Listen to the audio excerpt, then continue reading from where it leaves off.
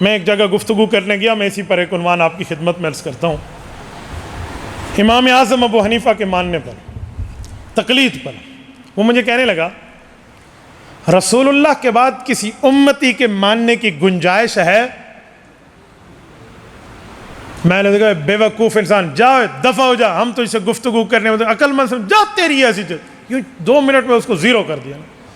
یعنی گفتگو کے بعد آپ کو تو بولنے کا انداز نہیں ہے۔ میں نے کہا جب رسول اللہ کے بعد کسی امتی کو ماننا نہیں ہے تو کون سا نبی ہے؟ جا دفع ہو جائے ادھر سے، کس لیے آیا تو ادھر؟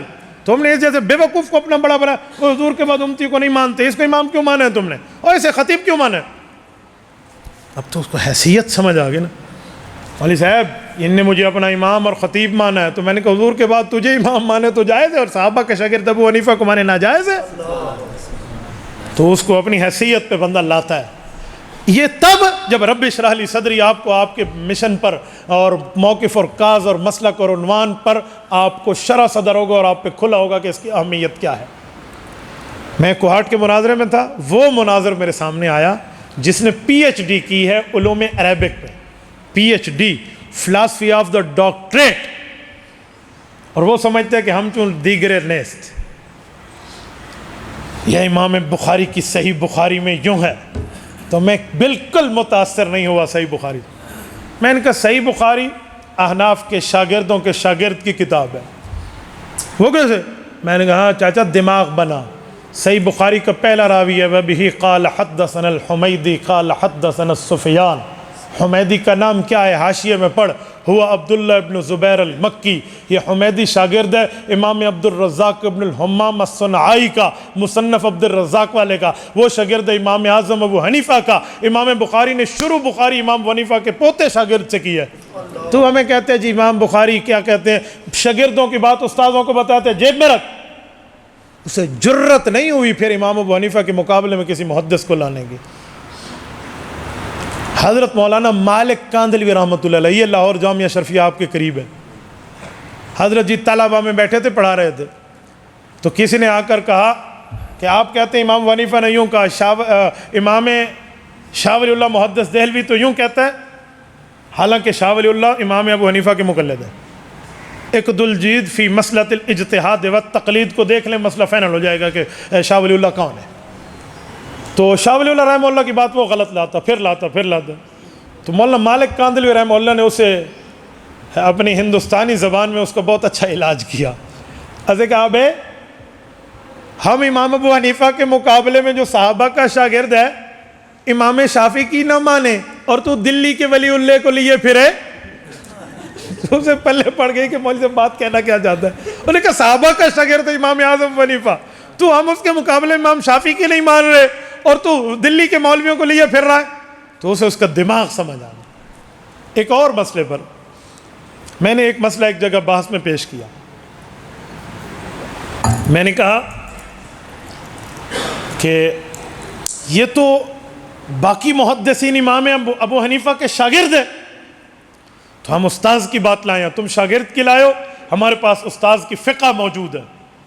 تو فوراً اس بندے نے مجھے کہا مولانا پھر تو ہم صحابہ کی مانتے ہیں، اور صحابہ ابو حنیفہ سے بڑے ہیں، اس کے اساتذہ ہیں، تو پھر ہم خود کو صحابہ والا کہیں گے، ہم آپ سے بڑے ہیں۔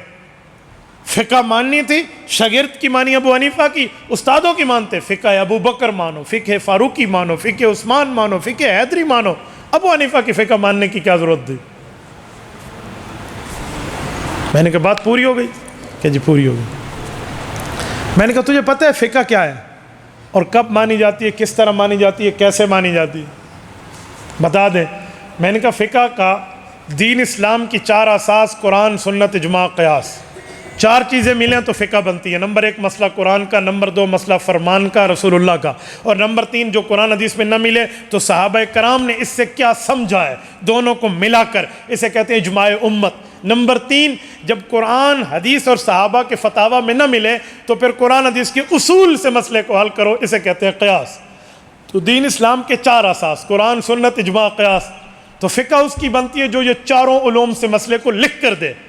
تو کسی صحابی نے مکمل دین کی فقہ لکھ کر دی ہوتی تو ہم امام اعظم ابو حنیفہ کی فقہ نہ مانتے۔ تو مجھے کہا صحابہ نے فقہ لکھ نہیں دی تو کیا کیا؟ میں نے کہا بھائی انہوں نے عمل کر کے دکھایا، پڑھا کے دکھایا، سنا کے دکھایا، سمجھا کے دکھایا، دین کو مضبوط کر کے دکھایا۔ شاگردوں میں ابو حنیفہ نے اسی چیز کو لکھ کر دکھایا۔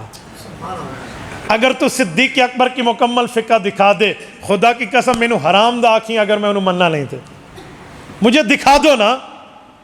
حضرت ابو بکر کی مکمل فقہ، حضرت عمر و عثمان و علی و زبیر و طلحہ و سعد و سعید و معاویہ و عبداللہ بن مسعود، ابو ذر غفاری، عبداللہ بن عباس رضی اللہ عنہ مجمعین کی کسی ایک کی فقہ تو دکھا دے، میں تسلیم کرنے پہ تیار ہوں۔ صحابہ کرام کا 100 سال کا دور ہے، اس 100 سال میں قرآن کہتے ہیں وَلَا يُمَكِّنَنَّ لَهُمْ دِينَهُمُ الَّذِي ارْتَضَىٰ لَهُمْ وَلَا يُبَدِّلَنَّهُمْ مِن بَعْدِ خَوْفِهِمْ أَمْنًا۔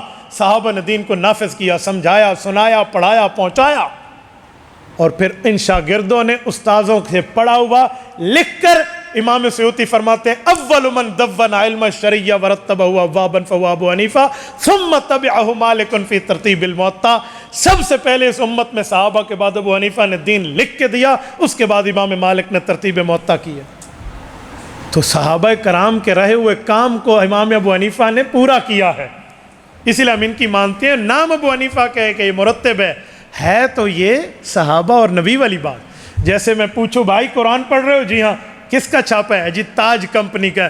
چھڑ دے، میں تاج کمپنی والا قرآن نہیں لینا، میں اللہ والا قرآن لینا ہے۔ بھئی مجھے تاج کمپنی کا قرآن نہیں چاہیے، مجھے اللہ کا چاہیے۔ ہر بندہ کہے گا بے وقوف، تاج کمپنی کا قرآن ہے اللہ والا، لکھا تاج کمپنی نے۔ مولانا آپ نے مجھے کیا دیا ہے؟ پانی۔ یہ پانی کہاں سے آیا ہے؟